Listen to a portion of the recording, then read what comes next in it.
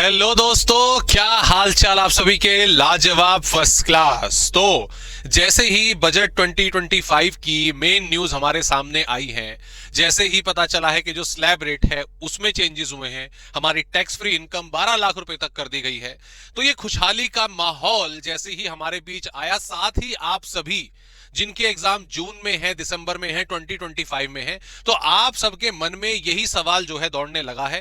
Query session पे भी आपके कॉल्स और मैसेजेस आए हैं कि सर, ये जो हमारा बजट में स्लैब रेट चेंज हुआ है, टैक्सेशन के रेट में जो चेंजेस हुए हैं, जो भी अमेंडमेंट आई है, क्या वो सारी की सारी बजट 2025 में जो भी सारी अनाउंसमेंट हुई हैं, क्या वो सारी की सारी हमारी जून और दिसंबर में होने वाले एग्जाम्स के लिए भी एप्लीकेबल होंगी या नहीं होंगी? ओके, क्योंकि ये बहुत बड़ा क्वेश्चन है। ये सर, अभी तो हम वो 3 लाख वाला स्लैब रेट जो था वो पढ़ रहे थे, अब यहां पे 4 लाख वाला स्लैब रेट आ गया, तो कौन सा हमारे एग्जाम के लिए एप्लीकेबल होगा?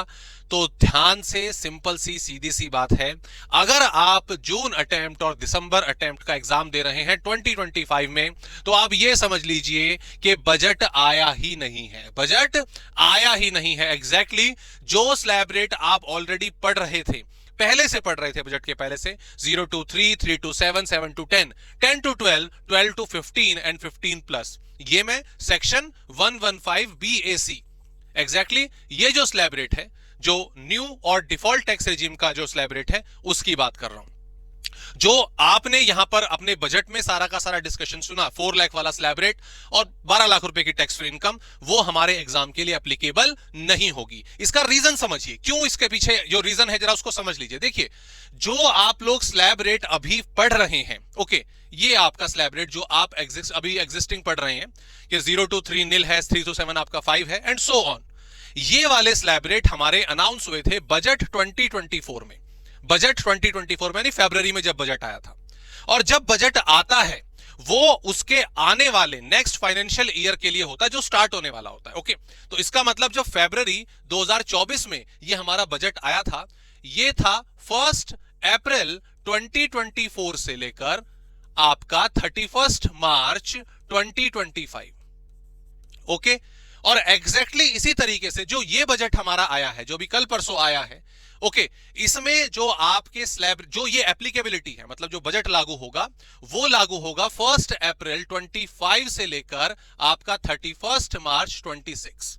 ओके, ये चीज क्लियर होगी, आने वाले टाइम के लिए होता है। अब आप लोगों का जो जून में और दिसंबर में एग्जाम होने वाला है, उसका फाइनेंशियल ईयर 24-25 है। उसमें जो आपके क्वेश्चन आएंगे वो प्रीवियस ईयर 24-25 के लिए होंगे, जबकि इस वाले बजट के जो प्रीवियस ईयर हैं वो 25-26 है। तो ये तो आपके एग्जाम में आएगा ही नहीं ना, ये पॉसिबल ही नहीं है। आप जून में अगर एग्जाम दे रहे हो, अगर दिसंबर में एग्जाम दे रहे हो, तो ये फाइनेंशियल ईयर तो अभी पूरा ही नहीं हुआ, तो उसके क्वेश्चन कैसे बन जाएगा? आप लोगों का क्वेश्चन बनेगा प्रीवियस ईयर, या कह लीजिए फाइनेंशियल ईयर। अब टैक्स अगर आप शुरू कर चुके होंगे पढ़ना, तो डेफिनेटली आपको प्रीवियस ईयर की मीनिंग मालूम होगी। ओके, तो सीधी सी बात, स्ट्रेट फॉरवर्ड, ज्यादा इसको लंबा नहीं खींचेंगे, कंफ्यूजन दूर करेंगे। हमारा जून और दिसंबर का 2025 का टैक्सेशन का जो पेपर आएगा, वो प्रीवियस ईयर 24-25 पर बेस्ड होता है। इसके लिए जो फरवरी 24 में आपका बजट आया था, उसमें दिए गए स्लैब रेट्स एप्लीकेबल होंगे।